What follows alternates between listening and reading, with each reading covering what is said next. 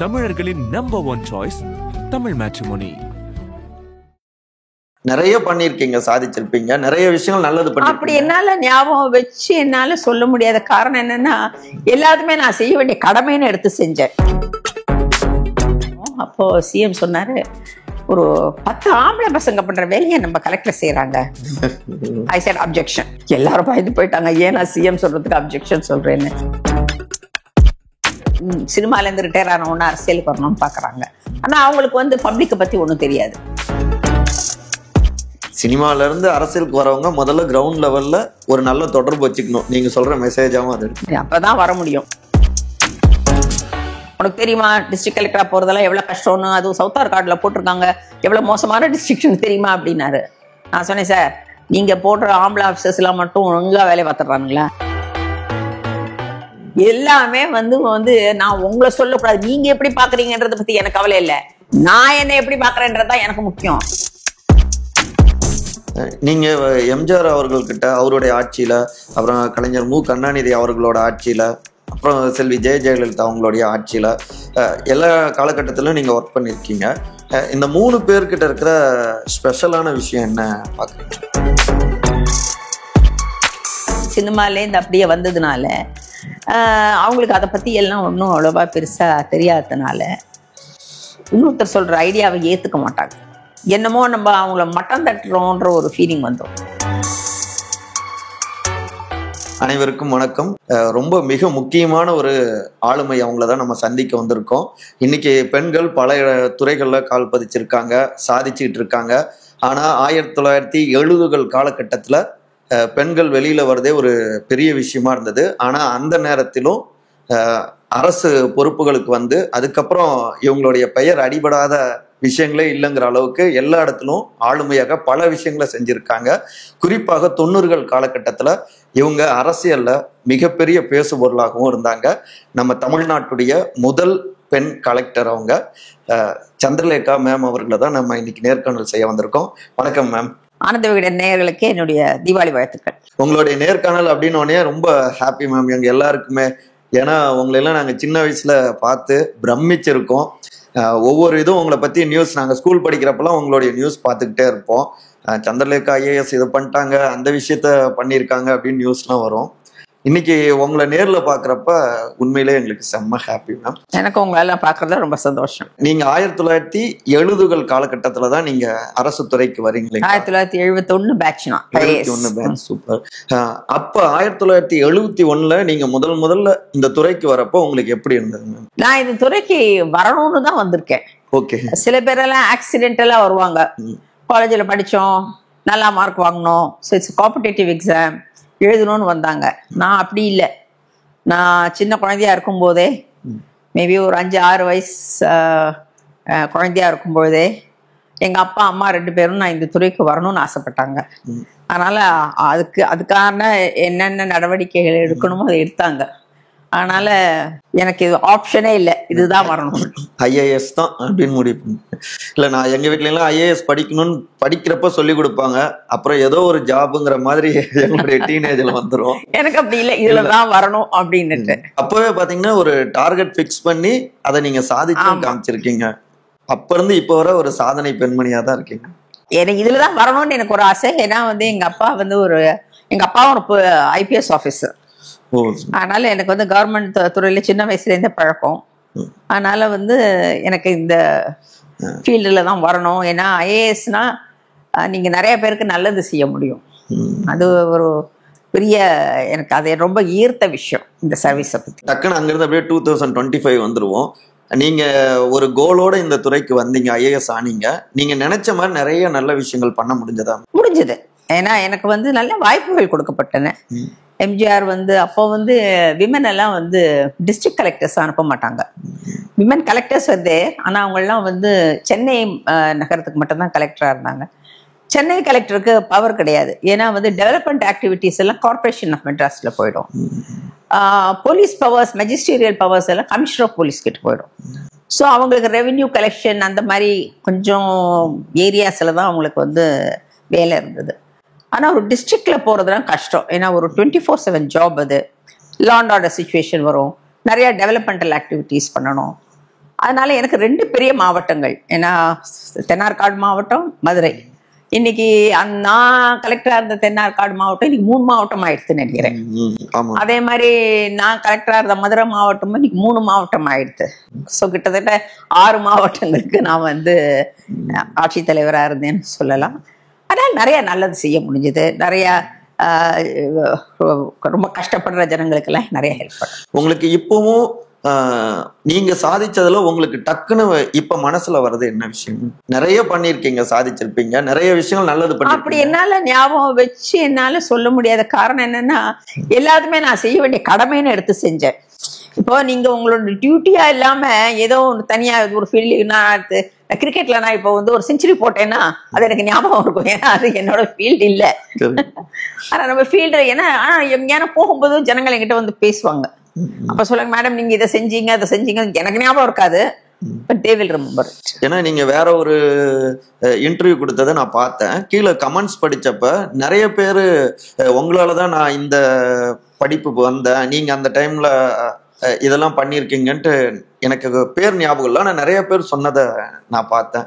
உண்மையில அது எல்லாமே ஏன்னா நான் செஞ்சது எல்லாமே இது என்னோட கடமை, இது செய்யணும்ன்ற ஒரு ஆர்வத்துலதான் செஞ்சேன். அதனால எனக்கு வந்து அது என்ன சொல்றது, அதோட ஒரு நேச்சரா போயிடுது. அதனால என்னால எது பண்ணினதுல இருக்கிறதுக்குள்ள எது பெஸ்ட் அப்படின்னு என்னால சொல்ல முடியாது. அந்தந்த நேரத்துக்கு எது எது தேவைப்பட்டதோ அதை செஞ்சு.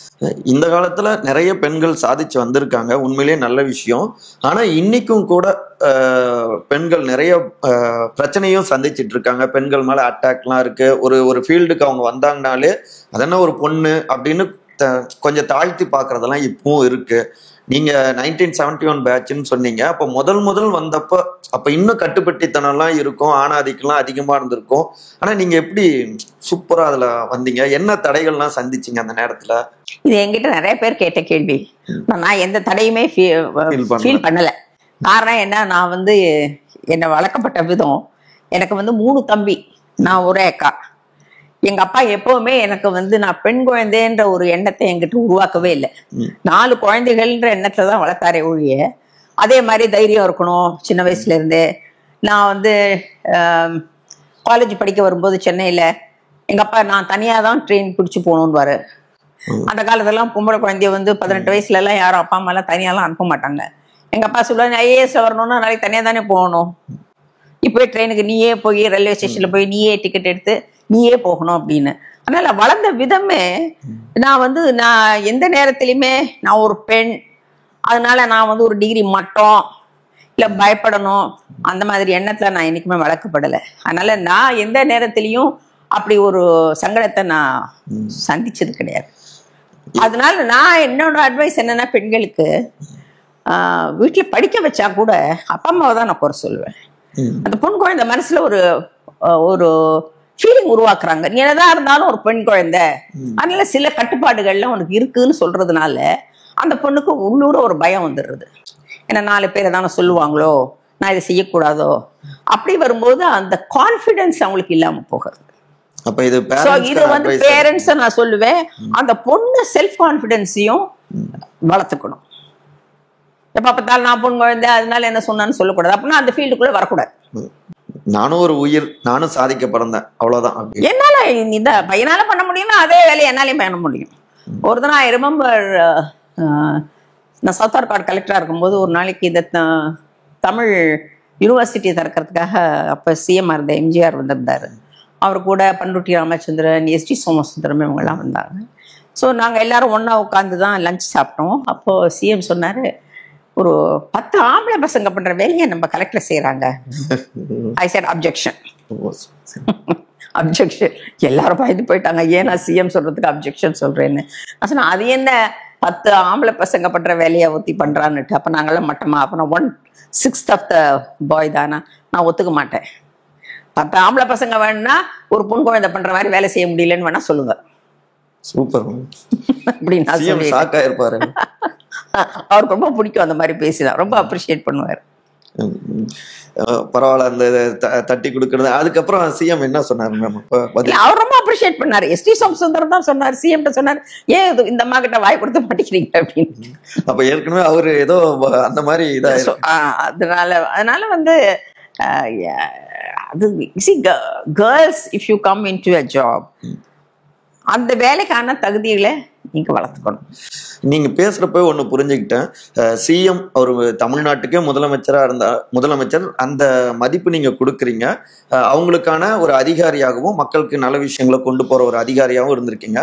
அதை தாண்ட ஒரு பிரியமும் வெளிப்படுறதா இருக்கு. எம்ஜிஆர் அவர்களோடு உங்களுக்கு இருந்த அந்த நட்பு, பக்தி இல்ல மரியாதை, அதை பத்தி சொல்லுங்க. சின்ன வயசுல இருந்தே எம்ஜிஆரோட ஃபேன். சின்ன வயசுல இருந்தே நான் ஃபேன். ஆனா அவர் மாதிரி பெண்களுக்கு ஒரு மரியாதை கொடுக்குற ஒரு தலைவரை பார்க்கவே முடியாது. அதே மாதிரி அவர்கிட்ட எனக்கு ரொம்ப இன்னொரு பிடிச்ச விஷயம் என்னன்னா, ஜெனுவினாவே அவருக்கு மக்களுக்கு ஏதாவது செய்யணுன்றது எண்ணம் ரொம்ப இருந்தது. அது அவரோட ஹார்ட்லேருந்து வரும். அது ஒரு போலித்தனமோ ஒரு இதுவா அவர்கிட்ட இருந்தது கிடையாது. அதுதான் ரொம்ப பிடிச்ச விஷயம். ஏன்னா உண்மையிலேயே இன்னைக்கு இருக்கிற நடிகர்கள்லாம், நானும் இன்னைக்கு அரசியல்ல சினிமால இருந்து ரிட்டையர் ஆனவொன்னு அரசியலுக்கு வரணும்னு பாக்குறாங்க. ஆனா அவங்களுக்கு பப்ளிக்கை பத்தி ஒன்றும் தெரியாது. பப்ளிக்கோட அவங்களுக்கு எந்த மூவ்மெண்ட்டும் கிடையாது. பப்ளிக்கை சந்திச்சது கிடையாது. எம்ஜிஆர் அப்படி கிடையாது. அவர் கட்சியில அடிமட்ட தொண்டனா இருந்து வந்தவர். அதனால அவர் அரசியலுக்கு தள்ளப்பட்டாருன்னு தான் சொல்லணும். அவர் இன்னொரு கட்சி ஆரம்பிக்கிறதுக்கு அது வரைக்கும் அவருக்கு டிஎம்கேல இருந்து வேலை செய்யணுன்ற எண்ணம் தான் அவருக்கு இருந்தது. ஆனா வேற வழி இல்லாம அவர் வெளியில இல்லாட்டா கட்சிக்காக தான், டிஎம்கேக்காக தான் உழைக்கணும்னு பார்த்தாரு. அப்படி பார்க்கும்போது அவருக்கு அடிமட்ட தொண்டர்களோட எல்லாம் நிறைய பழக்கம் இருந்தது. அதனால சாதாரண மனுஷனுக்கு என்னென்ன கஷ்டங்கள் வாழ்க்கையில இருக்குன்றதெல்லாம் அவருக்கு தெரியும். கிரவுண்ட் லெவல்ல அவருக்கு கான்டாக்ட் இருந்தது, அது தெரியும். ஆனா இன்னைக்கு இருக்கிறவங்களுக்கெல்லாம் அப்படி இருக்குன்னு நான் சொல்ல மாட்டேன். சினிமால இருந்து அரசியலுக்கு வரவங்க முதல்ல கிரவுண்ட் லெவல்ல ஒரு நல்ல தொடர்பு வச்சுக்கணும். நீங்க சொல்ற மெசேஜாவும் அதை எடுத்து அப்பதான் வர முடியும். ஏன்னா சினிமான்றது ஒரு என்ன சொல்றது, அது ஜஸ்ட் ஒரு இமேஜினேஷன். அது ஒரு கட்டுக்கதை. ஓகே, ஒரு பெரிய லார்ஜர் தென் லைஃப் பிக்சரை நீங்க கொண்டு கொடுக்குறீங்க. அதுல கூட இந்த நடிகர்களுக்கு அந்த துறையை பத்தி முழுக்க தெரியுமான்னு தெரியாது. எம்ஜிஆர் அப்படி இல்லை. அவருக்கு சினிமா ஃபீல்ட்ல சினிமாக்கு ஒரு நடிகரோ ஒரு நடிகையோ கேமராக்கு முன்னால இருக்கலாம். ஆனா கேமராக்கு பின்னாலே இந்த ஆப்ரேட் பண்ற இவரு, இந்த மியூசிக் டைரக்டர், எடிட்டிங் பண்றவங்க, மியூசிக் கம்போசர், இன்னும் எவ்வளவோ பண்ண வேண்டியது இருக்கு. அதுக்கப்புறம் தான் ஒரு பிக்சர் முழுமையடைகிறது. ஸோ அதுல பல துறைகள்ல உங்களுக்கு நிபுணத்துவம் இருக்கணும். அது எம்ஜிஆருக்கு இருந்தது. அதனால்தான் அவர் படம் டைரக்ட் பண்ணி அவர் டைரக்ட் பண்ண படம் எல்லாமும் சக்சஸ் ஆச்சு. நாடோடி மன்னன்ல ஆரம்பிச்சு. ஆனா இந்த ஆக்டர்ஸ் யாராவது இப்படி பண்ணியிருக்காங்களா? ஏன்னா அவங்களுக்கு ஃபீல்டு தெரியாது. டைரக்டர் சொல்றதை கிளிப்புள்ள மாதிரி சொல்லதான் தெரியும். நாளைக்கு ஆட்சியில அதே கிளிப்பளிக்கணும் யாரும் ஒருத்தர் சொல்லி கொடுத்துருக்கணும்ல. எனக்கு என்ன பண்ணணும்னு என்ன எப்படி தெரியும்? ஆட்சிக்கு வரத்துக்கே இப்படிலாம் சொல்லி கொடுக்க வேண்டியதா இருக்கு. நீங்க சொல்லிதான் கொடுக்கணும். அவருக்கு ஒன்றும் தெரியாது இல்லை, அதை பத்தி ஒண்ணுமே தெரியாது. நீங்க எம்ஜிஆர் அவர்களை பார்த்தப்ப நீங்க ஒரு ஃபேன் சொன்னீங்க. முதல்ல ஒரு அதிகாரியா அவங்கள பாக்குறப்ப அந்த நேரம் எப்படி இருந்தது உங்களுக்கு? நமக்கு பிடிச்ச ஒருத்தரை பாக்குறோம். ரொம்ப நேச்சுரலா தான் இருந்தது. அவரை நான் ஃபர்ஸ்ட் டைம் போஸ்டிங் ஆன உடனே நான் போய் பார்த்தது ஆர்காட் முதலி ரோட் அந்த வீட்டில் தான் போய் பார்த்தேன். அங்கதான் போய் பார்த்தேன். ரொம்ப நேச்சுரலா தான் ரிசீவ் பண்ணாரு, பேசினாரு, நார்மலா தான் பேசணும். முதல்ல உங்களை கலெக்டரா ஒரு போஸ்டிங் போட்டப்ப அப்போ உங்களுடைய உணர்வுகள் எப்படி? எனக்கு ரொம்ப சந்தோஷம். ஏன்னா நான் 80ல கலெக்டரா போறேன். ஆனா அது வரைக்கும் லேடிஸ் கலெக்டரா போனது இல்லை. ஸோ என்ன அனுப்பும்போது அது எனக்கு ஒரு பெரிய அச்சீவ்மெண்ட். ஏன்னா அந்த பொசிஷன்ல தான் உங்களால உங்களோட முழு ஆளுமையை நீங்க காட்ட முடியும். ஏன்னா டைரக்டா உங்களுக்கு மக்களோட பழகிற வாய்ப்பு அந்த பொசிஷன்ல தான் கிடைக்கும். நீங்க அதுக்கப்புறம் செக்ரட்டேரியட்டுக்கெல்லாம் வந்ததுக்கு அப்புறம் உங்களுக்கு அந்த வாய்ப்பு கிடையாது. செக்ரட்டேரியட்லாம் வந்தோம்னா எப்படி பிளான் பண்ணணும், என்ன ஸ்கீம்ஸ் கொண்டு வரணும், அப்படிதான் இருக்குமே ஒழிய நீங்க மக்களோட உங்களுக்கு டைரக்டா உங்களுக்கு தொடர்பு இருக்காது. இன்னைக்கு நிறைய பேர் பெண்கள் கலெக்டர் ஆயிருக்காங்க, பெரிய லெவல்ல இருக்காங்க. ஆனா அன்னைக்கெல்லாம் விதை போட்டவரு எம்ஜிஆரா இருக்காரு. எம்ஜிஆர் தான். அவர் எந்த நேரத்திலுமே பெண் அதிகாரிகளை மட்டமா பார்த்தது இல்லை. ஆபீசர்ஸ் பார்த்திருக்காங்க. அந்த நேரத்துல சீஃப் செக்ரட்டரியா இருந்த கார்த்திகேயனுக்கு நான் அனுப்புறதுல இஷ்டமே இல்லை. எனக்கு கூப்பிட்டே திட்டினாரு. உனக்கு தெரியுமா டிஸ்ட்ரிக்ட் கலெக்டரா போறதெல்லாம் எவ்வளவு கஷ்டம்னு, அதுவும் சவுத் ஆர்காட்ல போட்டிருக்காங்க, எவ்வளவு மோசமான டிஸ்ட்ரிக்ட் தெரியுமா அப்படின்னாரு. நான் சொன்னேன், சார் நீங்க போடுற ஆம்பளை ஆஃபீஸர்ஸ் எல்லாம் மட்டும் ஒழுங்கா வேலையை பார்த்துடுறானுங்களா? ஸோ அவன் போய் ஒரு மாவட்டம் கெடுத்தானா, நானும் போய் ஒரு மாவட்டத்தை கெடுக்கிறேன் அப்படின்னு. அதுக்கப்புறம் அவர் ஒன்றும் பேசல. ஆனால் சிஎம் இன்சிஸ்ட் அந்த ஃபைல்ல கையெழுத்து போட்டு உடனே அனுப்புன்னு. அந்த மாவட்டத்தை நல்லா நிர்வாகம் பண்ணதுக்கு அப்புறம் அந்த கிளாஸ் சீலிங்னு சொல்றோம்ல, பெண்களுக்கு ஒரு லெவலுக்கு மேல போறது கஷ்டம், இந்த கிளாஸ் சீலிங் உடஞ்சது. அதுக்கப்புறம் எம்ஜிஆர் நிறைய லேடிஸ் அனுப்பிச்சாரு. நான் கலெக்டர் அப்ப 16 டிஸ்ட்ரிக்ட் தான், இவ்வளவு டிஸ்ட்ரிக்ட்ஸ் இல்ல, 4 பேர் at a time up to the 16 districts 4 districts were managed by ladies.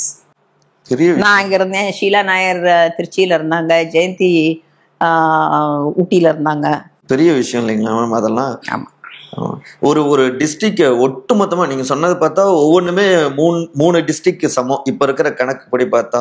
அப்ப அவ்வளவு பெரிய மக்கள் தொகை, நிலப்பரப்பு, இதெல்லாம் ஒரு ஒற்றை மனிதரா எப்படி நீங்க அதை கையாண்டீங்க? நம்ம ஒற்றை மனிதர் இல்ல, நமக்கு கிட்ட ஒரு பெரிய ஆர்கனைசேஷன் இருக்கு அட் டிஃப்ரெண்ட் லெவல்ஸ். வளர்ச்சி பணிகளை பாக்குறதுக்கு பிடிஓஸ் இருக்கிறாங்க, அப்புறம் உங்களுக்கு வந்து ரெவென்யூ இதை பாக்குறதுக்கு தாசில்தார் இருக்காங்க. உங்கள்ட்ட ஒரு பெரிய படையே இருக்கு. நீங்க அவங்கள நிர்வகிக்க போறீங்க, அவங்க மூலமா தான் நீங்க அந்த வேலையை செய்ய போறீங்க. சிலதை டைரக்டா நம்ம டைரக்ஷன்ஸ் கொடுப்போம், பட் இந்த இதுதான் நிர்வாகத்திறன்றது. அவ்வளவு பேரை நீங்க எப்படி மேனேஜ் பண்ணி கொண்டு போக போறீங்க? இந்த தேரை நீங்க இழுக்கணும், இத்தனை பேர் சேர்ந்து இழுக்கணும். ஏன்னா சிஎம் அவரு யாரையுமே பார்ஷியாலிட்டி அப்படி பார்க்கல, ஆனா அதிகாரிகள் நிறைய பேர் அப்படி இருப்பாங்க. அதனால அதை நீங்க எப்படி மேனேஜ் பண்றீங்க அப்படின்னு. தொடக்கத்துல ஏதாவது ஒத்துழைப்பு கொடுக்காம இருந்தாங்களா? போக போக சரியானாங்களா? எனக்கு நான் ஒண்ணு சொல்றேன், என்னோட ஜெண்டர் எனக்கு என்னைக்குமே ப்ராப்ளமா இருந்தது இல்லை. ஏன்னா நான் என் ஜெண்டரை என்னோட மைனஸ் பாயிண்டா பார்க்கல. எல்லாமே வந்து நான் உங்களை சொல்லக்கூடாது, நீங்க எப்படி பாக்குறீங்கன்றத பத்தி எனக்கு கவலை இல்லை.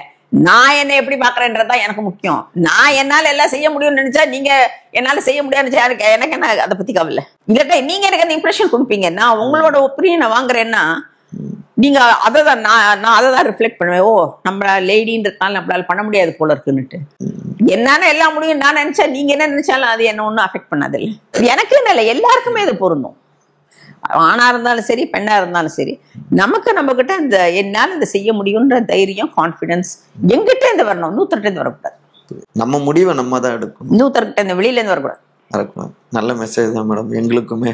அப்ப இந்த மாவட்டங்கள் தென்னார்காடு மாவட்டமா இருந்தது. அப்ப அந்த மாவட்டம் எந்த அளவுக்கு இருந்தது மேம்? இப்பவே சில மாவட்டங்கள்லாம் ரொம்ப வறுமையா இதெல்லாம் நம்ம பார்த்திருக்கோம். குறிப்பா விழுப்புரம் இந்த சைட்ல இன்னும் வறுமைகள் இருக்கிறது அதிகமா இருக்கிறத பாக்குறோம்.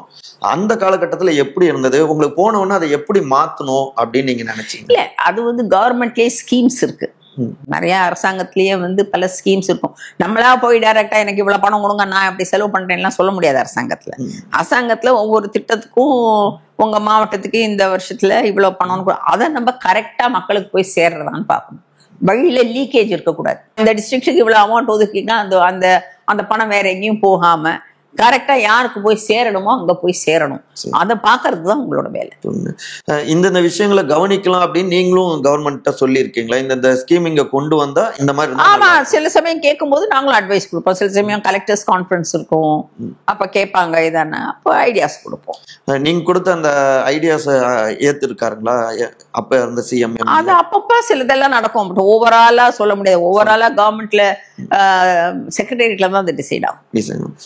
இப்ப நம்ம சினிமாலாம் பாக்குறப்ப நேர்மையான அதிகாரிகளா, ஐஏஎஸ் அதிகாரி, கலெக்டராலாம் இருப்பாரு. ஆனா ஆளுங்கட்சியில இப்படிலாம் அவங்களுக்கு நெருக்கடி எல்லாம் கொடுப்பாங்க. அதை மீறிட்டு சில விஷயம்லாம் இவர் செய்யற மாதிரிலாம் பார்த்திருக்கோம். நெருக்கத்துல முண்டா அப்படி? ஆமா, அது இருக்கும். நெருக்கடி கொடுப்பாங்க. அதை எப்படி சில சமயம் நீங்க எப்படிதான் சமாளிச்சு வரீங்கிறதுல உங்க சாமர்த்தியம் இருக்கு. சில சமயம் நெருக்கடி ஜாஸ்தியா போகும், அவங்கள மாத்துவாங்க. அதை ஏத்துக்கிற பக்குவமும் உங்களுக்கு இருக்கணும். நான் சொன்னதெல்லாம் அரசாங்கம் ஏத்துக்கணும்னு நான் சொல்ல மாட்டேன். ஒரு சில சமயத்துல அவங்க ஏத்துக்கலைன்னா, நான் என்ன அந்த இடத்துல வைக்க அந்த பொசிஷன்ல நான் இருக்கிறதுனால அவங்களுக்கு அது அன்கம்ஃபர்டபுளா இருக்குன்னு மாத்தினாங்கன்னா அதை ஏத்துட்டு நீங்க போக வேண்டியதுதான். எங்க போனாலும் அதை பத்தி அது நீங்க பத்தி கவலைப்படக்கூடாது. ஏன்னா என்னதான் எவ்வளவு நல்ல ஆபீஸரா இருந்தாலும் அதே பொசிஷன் எவ்வளவு வருஷத்துக்கு உங்களுக்கு மாத்திருப்பாங்க. மிஞ்சி மிஞ்சி போனா 3 வருஷம். நீங்க எம்ஜிஆர் அவர்கள்கிட்ட அவருடைய ஆட்சியில, அப்புறம் கலைஞர் மு கருணாநிதி அவர்களோட ஆட்சியில, அப்புறம் செல்வி ஜெயலலிதா அவங்களுடைய ஆட்சியில எல்லா காலகட்டத்திலும் நீங்க ஒர்க் பண்ணிருக்கீங்க. இந்த 3 பேர்கிட்ட இருக்கிற ஸ்பெஷலான விஷயம் என்ன பாக்குறீங்க? தனித்தனியா சொன்னா கூட ஓகே. எம்ஜிஆர் பத்தி சொல்லவே வேண்டாம், அவரை பத்தி மக்களுக்கே தெரியும். ஒரு நல்ல தலைவர், உண்மையிலேயே மக்களுக்காக பாடுபடணும்னு நினைச்ச ஒரு தலைவர். கலைஞர் வந்து ஒரு ரொம்ப நல்ல அட்மினிஸ்ட்ரேட்டர். அவர்கிட்ட நீங்க வந்து தைரியமா அவர்கிட்டையும் பேசலாம். எப்படி கலைஞர் வந்து எம்ஜிஆர் கிட்ட பேச முடியுமோ அதே மாதிரி கலைஞர்கிட்டையும் உங்க ஒப்பீனியனை நீங்க வந்து தைரியமா சொல்லலாம். அது ஏன் சொல்றேன்னெல்லாம் வந்து அவர் கேட்க மாட்டார். அப்ரிஷியேட் பண்ணுவார். ஸோ அவருக்கு நல்ல ஞாபக சக்தி. சொன்ன அவர் வந்து அதில் நியாயம் இருக்குன்னு தெரிஞ்சால் அவர் வந்து அதை ஏற்றுப்பார். ஜெயலலிதாவுக்கு என்ன ப்ராப்ளம்னா, ஆளுமை இருந்தது, ரொம்ப புத்திசாலி, ஆனால் ஃபீல்டு லெவலில் அவங்களுக்கு வந்து பப்ளிக்கோட கான்டாக்ட் கிடையாது. நீங்க முன்ன சொன்ன ஞாபகம் அந்த சினிமாலேருந்து அப்படியே வந்ததுனால அவங்களுக்கு அதை பற்றி எல்லாம் ஒன்றும் அவ்வளோவா பெருசாக தெரியாததுனால இன்னொருத்தர் சொல்கிற ஐடியாவை ஏற்றுக்க மாட்டாங்க. என்னமோ நம்ம அவங்கள மட்டம் தட்டுறோன்ற ஒரு ஃபீலிங் வந்துடும். என்னமோ அவங்களுக்கு தெரியாத மாதிரியும் நம்ம தான் தெரிஞ்ச மாதிரி நம்ம ஒரு விஷயத்த சொல்கிறோன்ற மாதிரி ஏற்றுப்பாங்க. ஏன்னா அந்த அந்த புரிதல் இல்லாததுனால. அந்த புரிதல் மட்டும் இருந்திருந்ததுன்னா she would have become a very great leader. அது குறிப்பா அந்த 1996ல முதல் முறையா அவங்க முதலமைச்சர் அவங்களுக்கு ஒன்றும் தெரியல. அது யாராவது எடுத்து சொன்னா அது அவங்க அதை ஏத்துக்கிற பக்குவம் இல்லை. ஆனா உங்களுக்கு அவங்க முதலமைச்சர் ஆகிறதுக்கு முன்னாடியே அவங்க நல்ல அறிமுகம் ஆகிட்டாங்க. அப்ப இருந்த ஜெயலலிதா அவங்களுக்கும் முதலமைச்சர் ஆன பிறகு இருந்த ஜெயலலிதாவுக்கும் நிறைய சேஞ்சஸ் இருந்ததுங்களா? இந்த குணம் எப்பவுமே இருந்தது அவங்ககிட்ட வந்து. அது திடீர்னெல்லாம் குவாலிட்டி வந்து உங்களோட பேசிக் கேரக்டர் கேன் நெவர் சேஞ்ச். அதனால எனக்கு எல்லாம் தெரியும்ன்ற அந்த basically she's a very intelligent person. ஸ்கூல்ல ரொம்ப நல்லா படிச்சவங்க, ரேங்க் ஹோல்டர், அவங்களுக்கு அதெல்லாம் இருந்ததுனால நான் ரொம்ப நான் இன்டெலிஜென்ட்டா இருக்கலாம், ஆனா அதனால எனக்கு எல்லாம் தெரியும்ன்ற எண்ணம் இருக்கக்கூடாது. நல்ல பாயிண்ட். சொல்லுவானுங்க, கற்றது கைமண்டளவு கல்லாது உலகளவு. அந்த மாதிரி எவ்வளவு புத்திசாலியா இருந்தாலும் எனக்குன்னு தெரிஞ்சது சில ஃபீல்டுல எனக்கு தெரிஞ்சிருக்கும், சில ஃபீல்டுல எனக்கு தெரியாது. தெரியாததான் நூத்தொட்ட கேட்டு தெரிஞ்சுக்கிறதுல தப்பு இல்லை. முன்ன இருந்த எம்ஜிஆர் கலைஞர் ரெண்டு பேருமே அதுல சரியா இருப்பாங்க, தெரியலன்னா கேட்டுப்பாங்க. அவங்க ரெண்டு பேருக்குமே பப்ளிக்கோட கான்டாக்ட் இருந்தது இல்லை. கிரவுண்ட் லெவல்ல அவங்களுக்கு அவங்க ரெண்டு பேருக்குமே இருந்தது இல்லை. கரெக்ட். அது ஒரு பெரிய கிஃப்ட் இல்லையா? ஒரு அதிகாரி ஏமாத்தினா கூட கண்டுபிடிச்சிட முடியும் நிச்சயமா. அதுன்ட்டு நம்மள ஒத்துக்காம போகலாம், அது வேற விஷயம். ஏன்னா ஒரு டிசிஷன் எடுக்கும்பொழுது ஒரு அரசாங்கத்துல வந்து எல்லாரும் எல்லாத்துக்கும் ஒத்து போகணுன்ற அவசியம் கிடையாது. கருத்து வேறுபாடு இருக்கலாம், ஆனா அந்த கருத்து வேறுபாடு அந்த அதிகாரி மேல ஒரு விருப்பம் வரக்கூடாது. நீங்க கலைஞர் அவருடைய நிர்வாகத்துல ஒர்க் பண்ணிருக்கீங்க. ஆனா நீங்க எம்ஜிஆர் அவர்களால அவங்களுடைய ஒரு செல்ல குழந்தை போல, அதாவது முக்கியமா நீங்க நிறைய முக்கியத்துவமா அவரோட பீரியட்ல தான் நான் ஜாஸ்தி கலெக்டரா இருந்தீங்க. அப்ப இவரு ஒரு வேற மாதிரி பார்த்தாங்களா? ஓ, இவங்க அவங்களோட அந்த ஆட்சியோட இல்ல. ஏன்னா நான் சப் கலெக்டரா சேர்மாதேவியில இருக்கும் போதெல்லாம் கலைஞரோடையும் எனக்கு நல்ல இருந்தது. அவரும் என்ன நிறைய அப்ரிஷியேட் பண்ணிருக்காரு. சேரன்மாதேவியும் சப் கலெக்டரா நான் இருக்கும்பொழுது என்ன கலைஞர் 2-3 ஃபங்க்ஷன்ஸ் எல்லாம் நடத்திருக்கோம். கட்டபொம்மன் கோட்டா திறந்து வச்சோம். அப்பெல்லாம் அந்த ப்ரோக்ராமை நான் தான் பார்த்தேன். அது என்னோட ஏரியா இல்லைனாலும் கலெக்டர் எங்களெல்லாம் அந்த வேலையை பார்க்க சொன்னாரு. ஸோ அப்பலேருந்தே அவர் என்ன நல்லா அப்ரிஷியேட் பண்ணுவார். அப்ப அவருடைய ஆட்சி வந்த பிறகும் இன்னும் ரொம்ப எனக்கு ஒன்றும் பிரச்சனை இல்லை. சூப்பர். அதான் நீங்க முன்ன சொன்ன மாதிரிதான், நான் என் மேல கான்ஃபிடென்ட்டா இருக்கேன், எங்கனாலும் நான் சூப்பரா ஒர்க் பண்ணிடுவேன் அப்படின்னு சொன்னீங்க. அது அந்த டைம்ல நான் ஒரு நேர்காணல பார்த்தப்ப நீங்க சொல்லியிருந்தீங்க, சீபா ஆதித்யநாத் ஐயா பேசினாரு, அந்த திருநெல்வேலியில இந்த இடத்துக்குலாம் நீங்க போகக்கூடாது, ஏதோ 2 ஊர் சொல்லி அங்க மட்டும் போகாதமா, ராதாபுரம் சப்டாலுக்கே போகக்கூடாது, அப்படியே போனாலும் அந்த கோஸ்டல் ஏரியா இருக்குல்ல, கோஸ்டல் ஏரியா அங்க நிறைய வில்லேஜஸ் இருக்கும், அந்த பக்கம் போகவே கூடாது அப்படின்னு சொன்னார். ஏன்னா அங்க ரொம்ப டேஞ்சர் இருக்கும், அது ரொம்ப டேஞ்சரஸ் ஏரியா அப்படின்னு.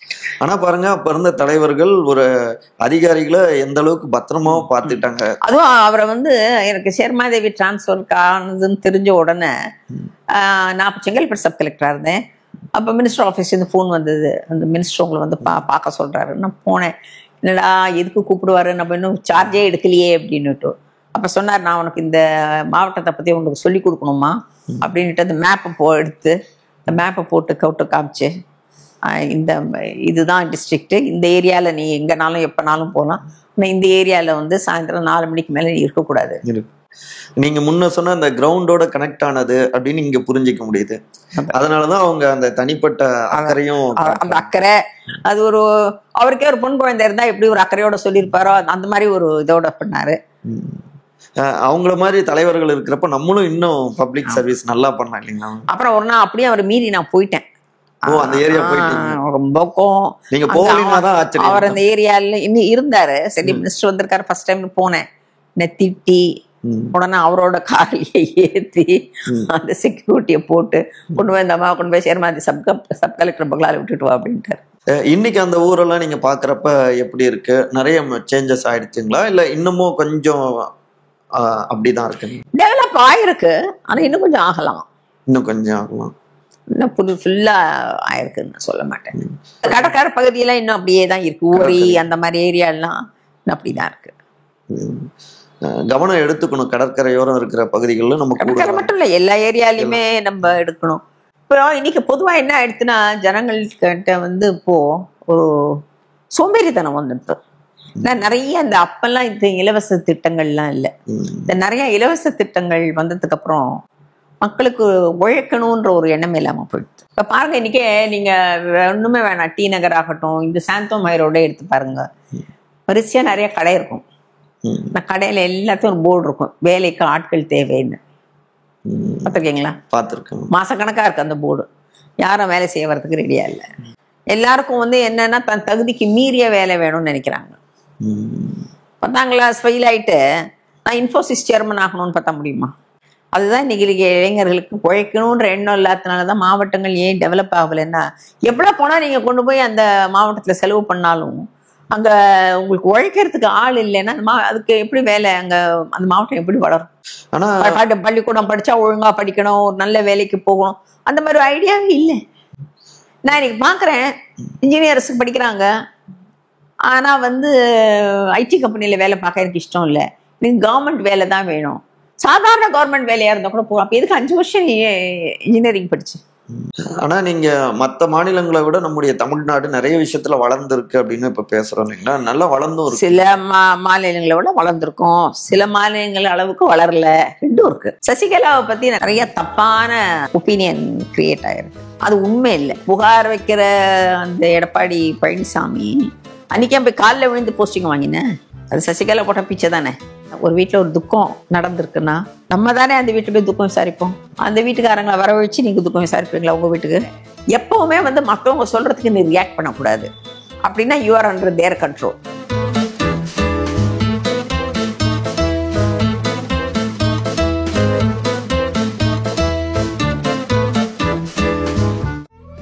தமிழர்களின் நம்பர் 1 சாய்ஸ் தமிழ் மேட்ரிமோனி.